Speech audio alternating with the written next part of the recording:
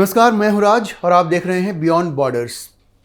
आज हम आपके लिए लेकर आए हैं 3 बड़ी खबरें। जयपुर में मोदी मैक्रों का भव्य रोड शो, डोनाल्ड ट्रंप की शानदार जीत और यूएन में चीन को बड़ा झटका। शुरुआत करते हैं जयपुर में होने वाले मोदी मैक्रों के भव्य रोड शो से।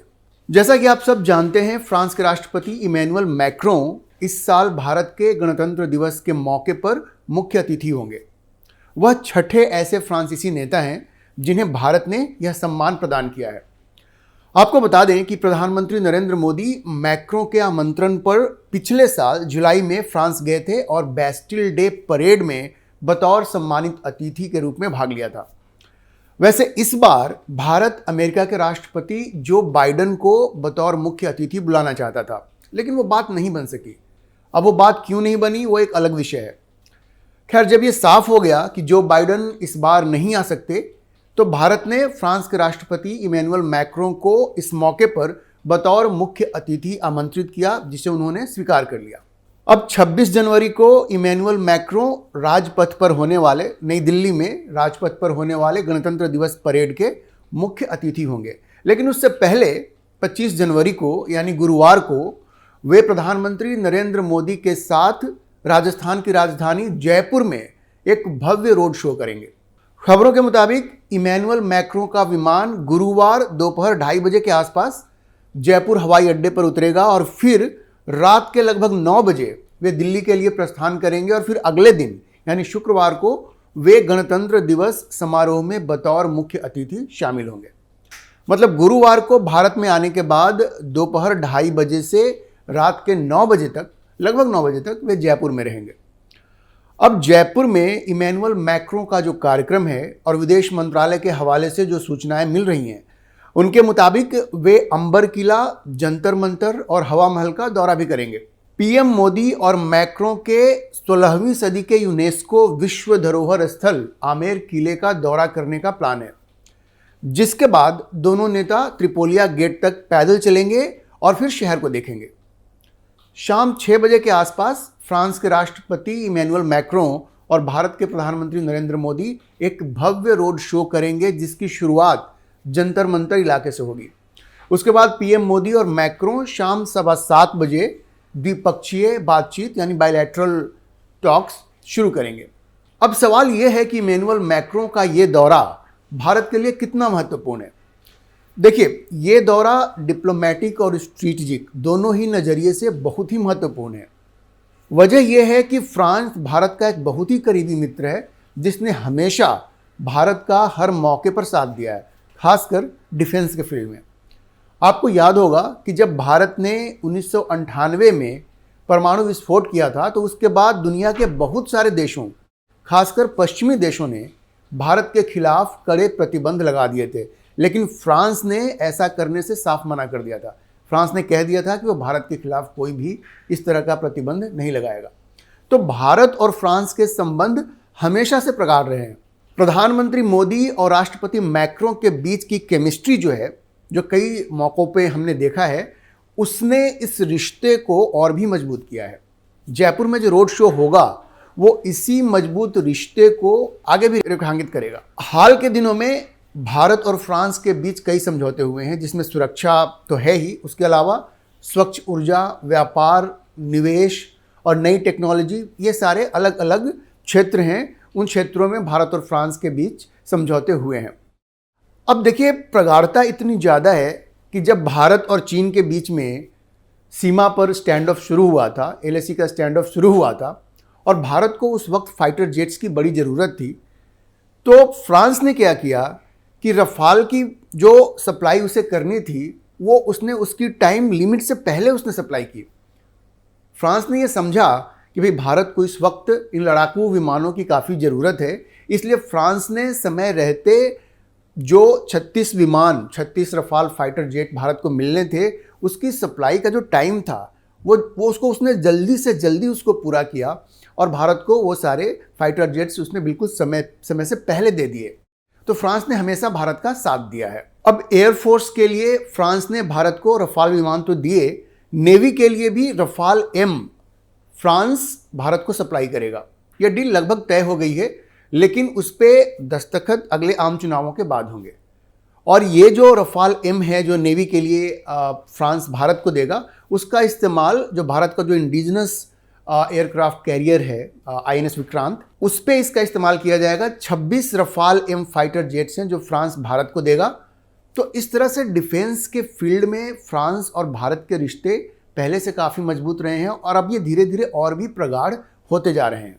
मैक्रों का अभी जो भारत का दौरा है और उसमें से जयपुर में ये जो रोड शो है वो भारत और फ्रांस के रिश्तों को और भी ज़्यादा मजबूत करेगा।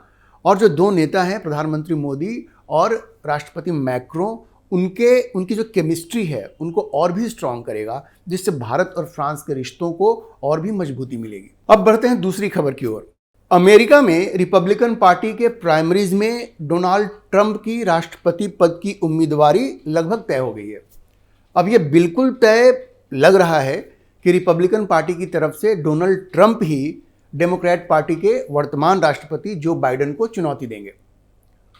न्यू हैम्पशायर प्राइमरी चुनाव में डोनाल्ड ट्रंप ने एक बड़ी जीत हासिल की है। उन्होंने भारतीय मूल की उम्मीदवार निकी हेली को जबरदस्त शिकस्त दी है। इससे पहले आयोवा में हुए चुनाव में भी ट्रंप ने जीत हासिल की थी। इन दो बड़ी जीतों से ट्रंप के रिपब्लिकन पार्टी से उम्मीदवार बनने का रास्ता साफ हो गया है। मौजूदा समय में निकी हेली और डोनाल्ड ट्रंप में जबरदस्त टक्कर चल रही है, लेकिन इस टक्कर में भी डोनाल्ड ट्रंप काफ़ी आगे हैं। निकी हेली उनको टक्कर दे रही हैं, लेकिन वो कहीं मुकाबले में वैसे हैं नहीं। दूसरे जो उम्मीदवार थे उन सब ने अपने नाम वापस ले लिया है, जिनमें भारतीय मूल के विवेक रामास्वामी और फ्लोरिडा के गवर्नर डिसेंटिस भी शामिल हैं। अब सवाल यह है कि ट्रंप तो चलिए राष्ट्रपति का चुनाव लड़ेंगे, उनका रनिंग मेट कौन होगा? उपराष्ट्रपति पद का दावेदार कौन होगा? रामास्वामी होंगे या निकी हेली होंगी या कोई और होगा? देखिए, विवेक रामास्वामी शुरू से जब उन्होंने अपनी उम्मीदवारी घोषित की थी तब से वो डोनाल्ड ट्रंप के बारे में वो बड़ी अच्छी बातें करते थे, एक तरह से उनको सपोर्ट करते रहे हैं वो। जब उन्होंने अपना कैंपेन खत्म किया और डोनाल्ड ट्रंप को सपोर्ट किया, तब से ये चर्चा चल रही है कि क्या विवेक रामास्वामी उपराष्ट्रपति पद के लिए डोनाल्ड ट्रंप के पार्टनर होंगे। हालांकि डोनाल्ड ट्रंप के एक जो करीबी सहयोगी हैं उन्होंने ये कहा था कि नहीं, उसमें विवेक रामास्वामी उस दौड़ में नहीं है, लेकिन वो उन्होंने कुछ समय पहले कहा था। अभी जो मीडिया में चर्चा चल रही है तो विवेक रामास्वामी के उपराष्ट्रपति पद के लिए जो दावेदारी है वो पूरी तरह से खत्म नहीं हुई है। हालांकि अभी कोई आधिकारिक पुष्टि भी नहीं हुई है। ये दावे के साथ नहीं कहा जा सकता कि विवेक रामास्वामी ही उनके रनिंग मेट होंगे। डिसेंटिस भी हो सकते हैं, निकी हेली भी हो सकती हैं, लेकिन निकी हेली के साथ जिस तरह की तलखी डोनाल्ड ट्रंप के रिश्तों में आ गई है और दोनों जिस तरह की बयानबाजी एक दूसरे के खिलाफ कर रहे हैं, तो ऐसा लगता नहीं कि वो राष्ट्रपति पद के लिए अग्री करेंगी या राष्ट्रपति पद की उम्मीदवार बनेंगी। लेकिन पॉलिटिक्स है, कुछ भी नहीं कहा जा सकता। निकी हेली भी हो सकती हैं, डिसेंटिस भी हो सकते हैं, लेकिन ट्रंप ने एक बहुत ही महत्वपूर्ण बयान दिया था जब विवेक रामास्वामी ने अपनी उम्मीदवारी वापस ली थी। उन्होंने कहा था कि विवेक रामास्वामी हमारे साथ लंबे समय के लिए काम करेंगे। अब जब ऐसा कोई बयान आता है तो मीडिया में चर्चा शुरू हो जाती है कि क्या विवेक रामास्वामी उपराष्ट्रपति पद के उम्मीदवार होंगे और क्या वो डोनाल्ड ट्रंप के रनिंग मेट होंगे।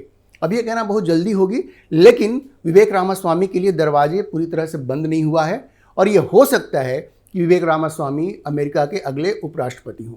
और अब बढ़ते हैं तीसरी खबर की ओर। चीन के लिए यूनाइटेड नेशंस से एक बहुत बुरी खबर आई है।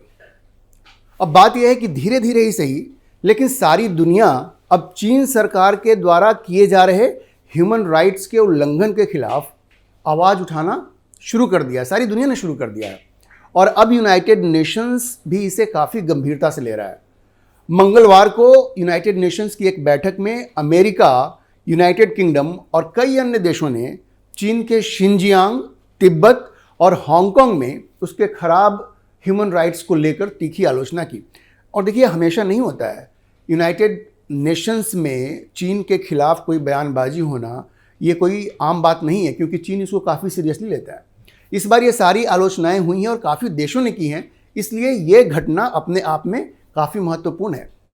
अब ब्रिटेन ने चीन से कहा कि वीगर और तिब्बतियों के उत्पीड़न, वीगर जो मुस्लिम्स हैं वो और तिब्बत में जो लोग हैं उनके उत्पीड़न और मनमानी हिरासत को आप रोकें। जबकि अमेरिका ने चीन को कहा कि सभी मनमाने ढंग से हिरासत में लिए गए व्यक्तियों को उनको रिहाई दे देनी चाहिए और तिब्बत और शिनजियांग में बोर्डिंग स्कूलों सहित सभी तरह की जातियों को बंद करना चाहिए। अब ये एक तल्ख बयान है जो अमेरिका की तरफ से यूनाइटेड नेशंस में दिया गया है। भारत ने भी चीन से कहा है कि वो ह्यूमन राइट्स और जेंडर इक्वालिटी के प्रति अपना कमिटमेंट दिखाए। बात यह है कि चाइना के खिलाफ बहुत गंभीर आरोप हैं ह्यूमन राइट्स वायलेशन के। आपको पता होगा वीगर मुस्लिम्स को लेकर के चाइना के ऊपर बहुत गंभीर आरोप हैं क्योंकि उनको कोई रिलीजियस फ्रीडम नहीं है। ऐसा होता है कि जब ईद का वक्त आता है तो ना उनको रोज़ा रखने दिया जाता है, ना उनको दाढ़ियाँ रखने दी जाती हैं। तो मतलब कोई भी रिलीजियस फ्रीडम उनके पास नहीं है और हर तरह का परसिक्यूशन वहाँ पे होता है। ये काफ़ी गंभीर आरोप है चीन के ऊपर। और मज़े की बात यह है कि वहाँ पे वीगर मुसलमानों के साथ जो अत्याचार होते हैं, जो जुल्म होते हैं, उसके खिलाफ जो इस्लामी मुल्क हैं, जो OIC है और पाकिस्तान जो अपने आप को इस्लामी मुल्कों का ठेकेदार समझता है, वो कुछ नहीं बोलते।